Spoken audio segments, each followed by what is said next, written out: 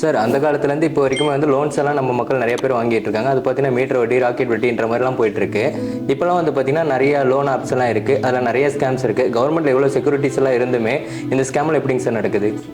இப்போ ஒரு காலத்தில் பார்த்தோம் அப்படின்னா இந்த லோன் வாங்குறது டிஃபிகல்ட்டாக இருக்குது. பாப்பாலாம் எப்படி வாங்கிட்டு இருந்தாங்க அப்படின்னா, ஒரு தெரிஞ்சவங்க வட்டிக்கு வருவாங்க, அவங்ககிட்ட வந்து ஒரு 5 ரூபா வட்டி, 10 ரூபா வட்டி, மீட்டர் வட்டி, ராக்கெட் வட்டி நிறைய நீங்கள் சொன்ன மாதிரி வாங்கிட்டு இருந்தாங்க. பட் பேங்க்ல வாங்குறது அதுக்கப்புறம் வந்துச்சு. பேங்க்லலாம் ஒரு சில டாக்குமெண்ட்ஸ், ஐடிஆர்ஸ், டாக்குமெண்ட், சேலரி ஸ்லிப் இதெல்லாம் கொடுத்தா லோன் கொடுத்துட்டு இருந்தாங்க.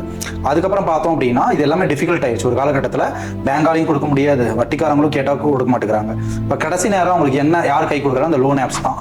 இந்த லோன் ஆப்ஸ்ல பார்த்தோம்னா நிறைய லோன் ஆப்ஸ் வந்து இருக்கு. சில இது ஆர்பிஐ ரெகுலேஷன்ஸ்ல ரூல்ஸை ஃபாலோ பண்ற லோன் ஆப்ஸ் இருக்கும். சில லோன்ஸ்லாம் பார்த்தோம் அப்படின்னா ஆர்பிஐ கண்ட்ரோலே கிடையாது, பட் அவங்க பிளே ஸ்டோர்ல அப்ரூவல் வாங்கியிருப்பாங்க.